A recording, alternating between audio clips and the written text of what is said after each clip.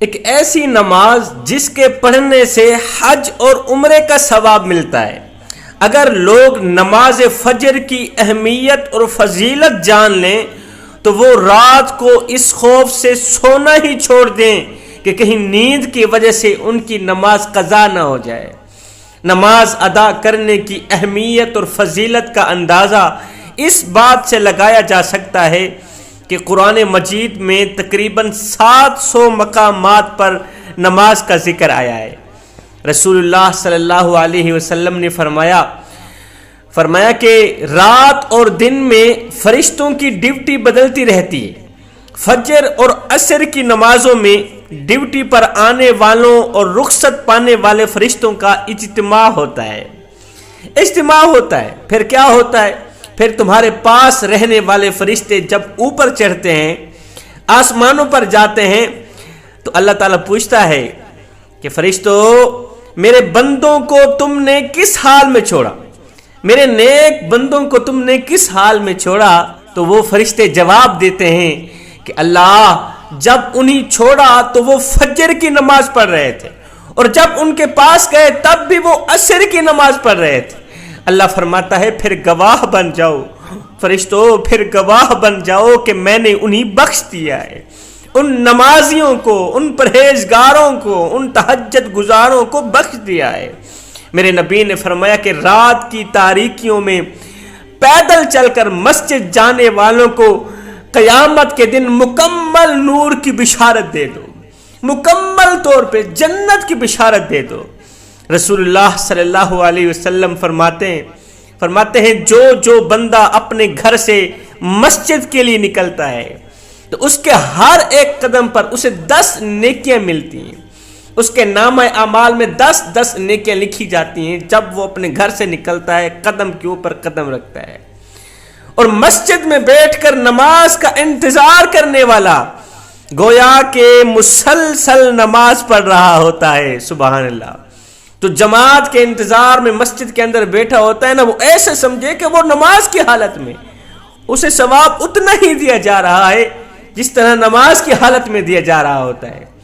رسول اللہ صلی اللہ علیہ وسلم نے فرمایا وہ شخص ہرگز جہنم میں نہیں جائے گا جو طلوع آفتاب سے اور غروب آفتاب سے پہلے والی نماز پڑھے، یعنی فجر اور عصر کی نماز۔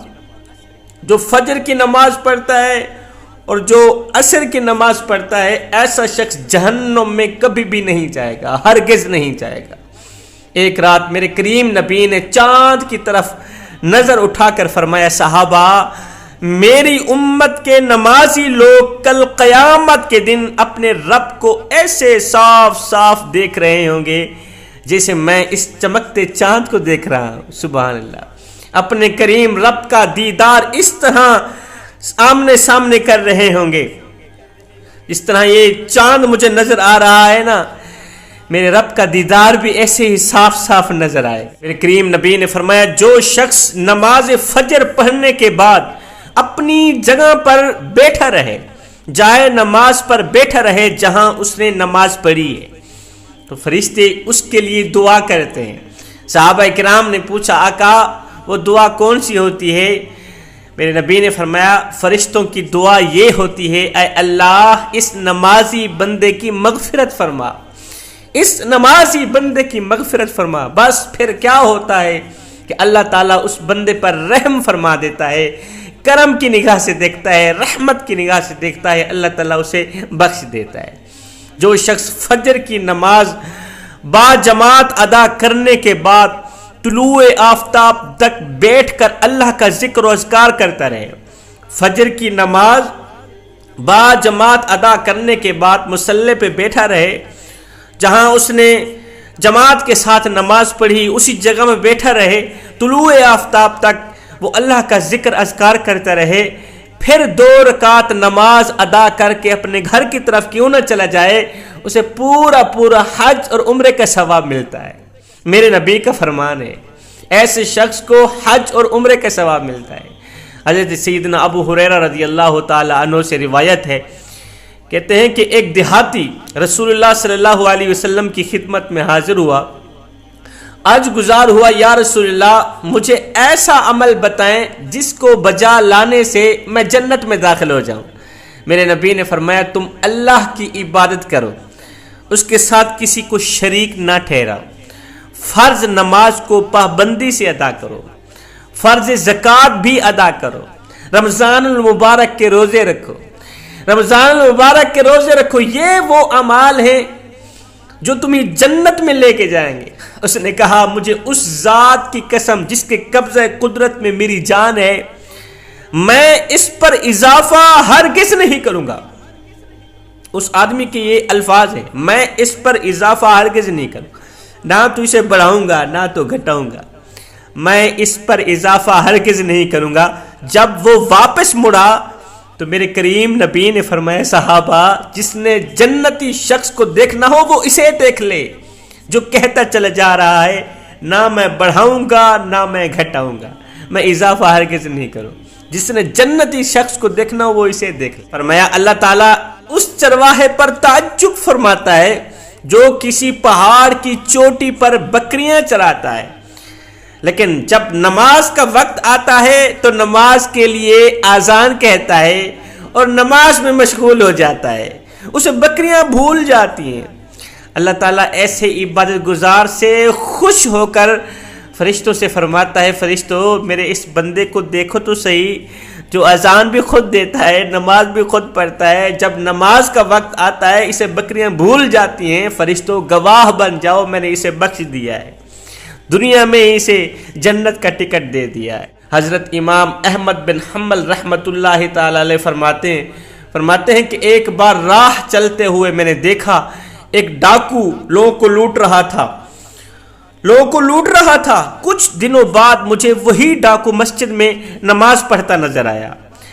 میں اس کے پاس گیا، اسے سمجھایا کہ تمہاری یہ کیسی نماز ہے، نماز بھی پڑھتے ہو، خدا کے بندوں کو بھی لوٹتے ہو، کچھ تو شرم کرو، ایک طرف تم لوگوں کو لوٹو اور دوسری طرف تمہاری نماز خدا کو قبول کیسے ہوگی؟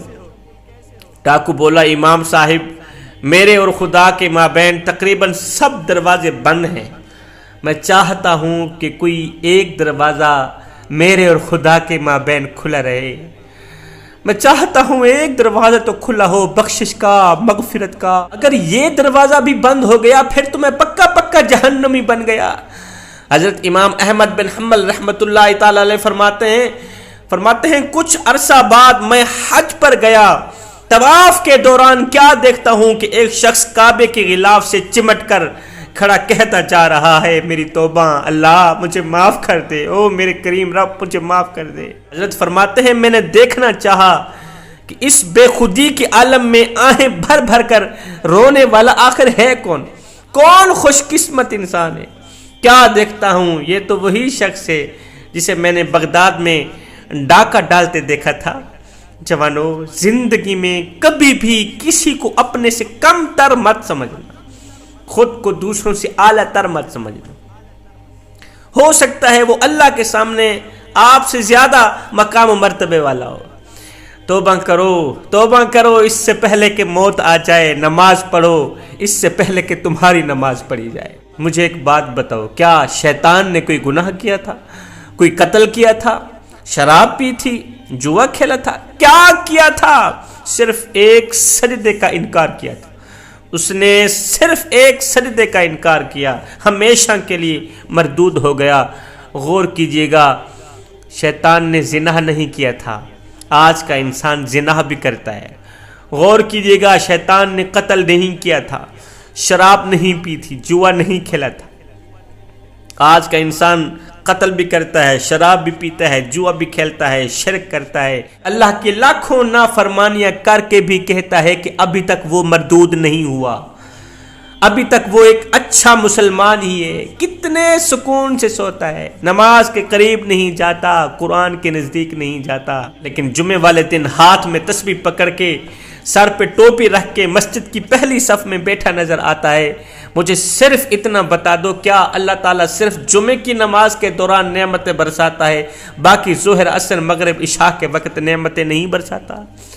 ہائے کیسے پتھر دل ہیں ہم لوگ کہ مالک بلا رہا ہے اور ہمارے کانوں تک جوں نہیں رینگتی۔ یہ زندگی کے لمحے تمہارے اور میرے لیے غنیمت ہیں جوانوں، انہی لمحوں میں کچھ کر لو، انہی لمحوں میں کچھ اکٹھا کر لو، انہی لمحوں میں خدا کی یاد اور محبت کے دیے اپنے دل میں جلا لو۔ معلوم نہیں پھر فرصت ملے نہ ملے، معلوم نہیں پھر یہ زندگی